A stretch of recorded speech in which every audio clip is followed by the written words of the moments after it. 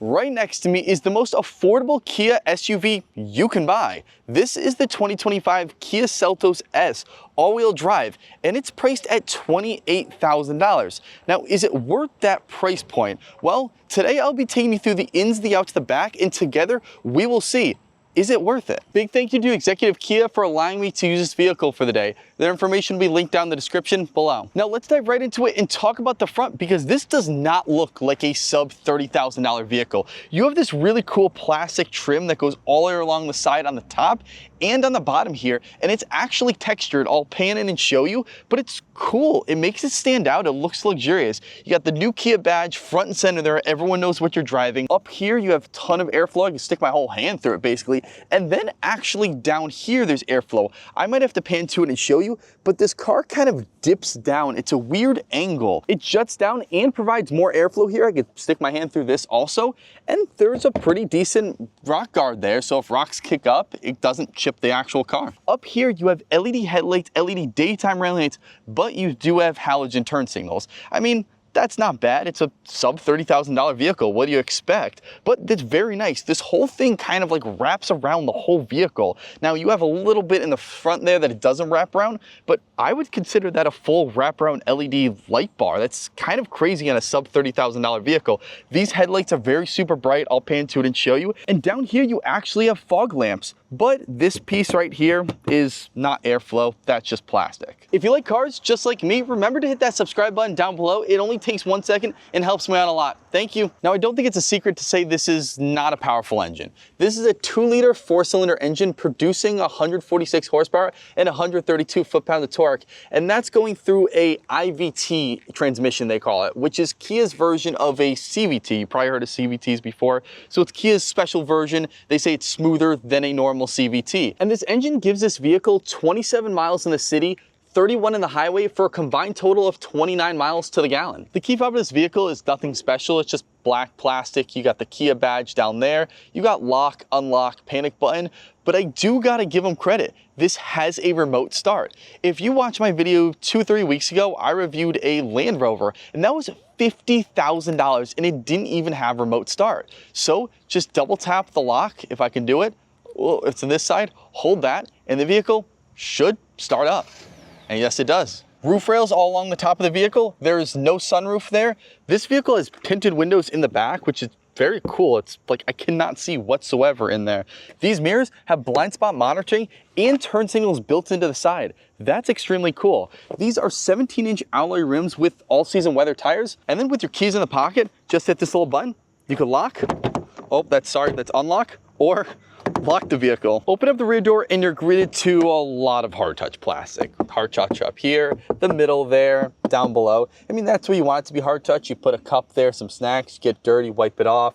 This speaker grill is super unique. I don't really know how to describe it, but it's like mountains coming up. It's wild.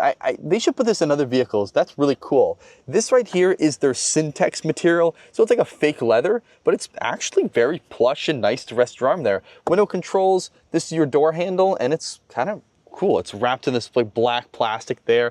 Step in this vehicle and you do got a lot of room in the rear. I'm not gonna lie. This is set to my driving position. I'm 5'8", not the tallest. The legroom's actually very nice, and headroom, I probably have 3-4 inches. Again, I'm 5'8", not the tallest. So if you're 6 foot, you're probably just about there, but you could probably do it. Now the middle seat, you do have to man spread. There is a big hump here. Now this would not be comfortable to do whatsoever, so you do have to do that.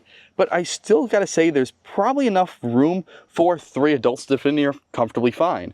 There's 2 USB Type-C ports in the back here, a spot to put your phone. Let's see if I actually can. Give me a second. Let's see. Wow, so you can charge your phone, put a cable through there, and rest it there. 2 AC vents in the back. Again, there is no sunroof in this vehicle. The higher trims do have that. This is a light. Oh, there, that's how you turn it on. The front ones, all you have to do is boom. So I thought that was the same with there, but no, there's an actual button for that. Grab handles in case your friend's going absolutely crazy on the road. And these seats are extremely comfortable. Now, it's very odd because they're Syntex and cloth. So they're like fake leather and cloth.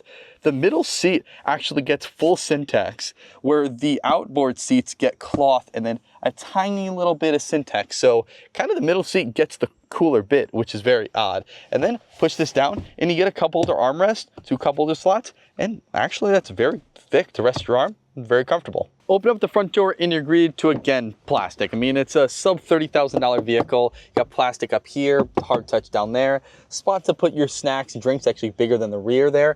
But you do have Syntax material here. So just like in the rear, it was on this armrest, very nice and plush. It's here. Now, I don't know why you would want that, but hey, that's not bad. This window control is one touch down and up. The other ones are not, so you have to hold that. Your mirror controls, the speaker grill, again, that weird mountain stuff, and it actually carries to up here. So you have 2 mountain speaker grills. That's a cool little party trick. I mean, it's fun to tell your friends that I have mountains for a speaker grill. These seats are, again, the Syntax and cloth, just like the rear. They're actually heated. So both front seats have heating controls, very nice, but they are manually operated. So manually tilt there, manually up and down, and then manually forward and back. Turn on the vehicle with a push to start, and you are greeted to a luxurious feel. This is a wraparound screen here. This part is touchscreen, this is not, but it's massive, and you can go and customize it. Well, not really customize, but change the different things. That's your safety settings I'll get into, accumulated info, auto stop, drive info, like a lot of cars, your trip meter have that. Then you have navigation. This is your tire pressure. Hold the OK button on the steering wheel and a bunch of safety settings comes up. And this is where you can go in and customize all your safety settings.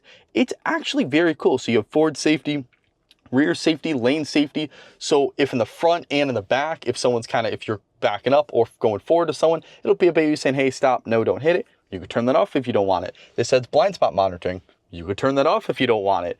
And the really cool thing that this has is leading vehicle departure alert. So now the only other vehicle that I've seen have this is like Tesla, where if another vehicle, you're at a stoplight and let's just say you're distracted. Hopefully you're not distracted, but let's say you are, and that vehicle goes and you don't see the green light. The car will beep at you and say, hey, no, that car's going, you gotta go. And then you go. So it's very cool. It alerts you and you can go just turn that off if you want. You have your rear view camera. Put this vehicle into reverse and you have a rear view camera with moving trajectory lines. Now, it's not the clearest camera in the world and you do have more of a top-down view. It's actually very nice. That little tail moves on it, but it gets the job done. And I forgot to mention this vehicle does have lane keep assist. So when you're driving on the highway, you hit that and this vehicle will kind of guide you in the lanes. Now it's not a self-driving feature whatsoever. You still have to keep your hands on the wheel and keep focus. But if it's kind of a curve and it's going off, it'll pin you back in that lane. This vehicle is a leather wrapped steering wheel with no heating controls and no paddle shifters in the back, but it's a very nice steering wheel. You have phone connectivity, this little special button that is like a favorite. So you hit that and you can customize different favorite keys through the touchscreen.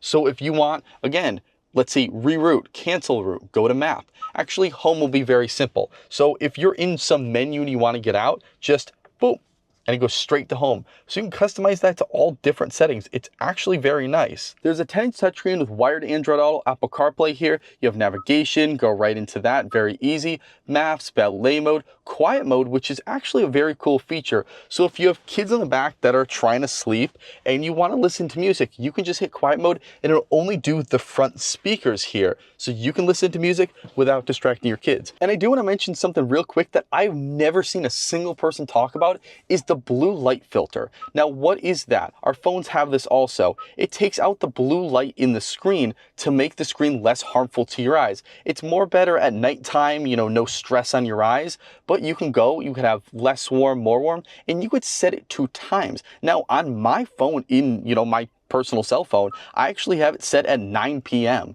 So my phone changed the blue light filter at 9 p.m. You could do the same in a car. That is wild. Below the touchscreen, there's physical AC controls. Just boop, turns on automatically. Turn it off. I don't want it affecting the camera, but boop, nice. A screen pops up there. Very, very simple to use. That's the fan control speed. This is your volume controls. So turn the volume on, turn it off, maps, navigation. This is another hotkey button. So you can go and change this hotkey to something else and that hotkey to something else. Seek tracks, media, radio. The buttons are crazy in this vehicle. I like that. We want physical buttons. Other manufacturers, like Tesla, for example, just go through the whole touchscreen. We don't want that. We want buttons. Very easy, glance over, boop, done, just straight to your what you want it. Down here, it's a phone slot, but it's not a wireless charging pad, just a slot to put your phone. You have a USB-A, USB-C port, then a cigarette lighter port there. Yes, another spot to put your phone there. This is your drive mode selector, your gear shifter with a sport mode that you can actually manually change the gears on. There's no paddle shifters, but at least the gear shifter, you can kind of go up and down and change the gears. Heated seat controls, hit that. If you want the camera, you don't have to put in reverse, you just hit that. You have a camera right there. This vehicle actually has a differential lock, so it locks the rear diff on you. I've not seen other vehicles like this price point even have that. And then you have hill descent control, 2 cup holders, a leather armrest here that's actually very nice and plush. Open this up and you have a pretty decent storage pocket to put some things. Coming around the back, I gotta say this vehicle definitely stands out for the back. People are gonna know exactly what you're driving. It's a very unique style. You got the Kia badge right front and center. These are wraparound LED taillights, but again, you have halogen turn signals. So just like the front, you have halogen in the rear. I mean, it's cheap, easy to replace, all 4, so it's not bad at all. Seltos badge over on the side, 4X all the way on that side. I'll pan to it. That shows that it's all-wheel drive or 4-wheel drive. And again, just like the front, this little piece here is fake plastic. There's no airflow in that. And also, I forgot to mention, this vehicle does have a 3rd LED brake light up here and then a roof spoiler. Now this is where the car shines. Hit this button and you do have to manually open up the trunk, but it is crazy big for a car that's under $30,000. It fits 1 and basically a half of me. I guess you can kind of say 2, but 1.5 to be real. And it's not bad. There's really nothing. There's no cigarette lighter port. There's a little light over here, but nothing crazy. Then if you want more storage, just simply one hand, push those seats down. It is super easy. I'm pretty sure a kid can do that. And now I can lay down here and it's not completely flat, but enough flat where you could throw a Christmas tree, a shelving unit, and be totally fine with it. And a huge plus is this vehicle actually does come with a spare tire. So lift that up, you got a spare tire. And I guess if you wanted to completely take out that spare tire, you can just use that as extra storage and throw that out. And that was a quick review of the 2025 Kia Seltos S. What do you think of this vehicle? Do you like it or do you absolutely hate it? And do you think it's worth that $28,000? Let me know in the comments below. And please remember to like, comment, subscribe, hit the notification bell to keep up to date with more content. And a huge thank you to Executive Kia of Wallingford, Connecticut for allowing me to use this vehicle for the day. Their information will be linked down in the description below.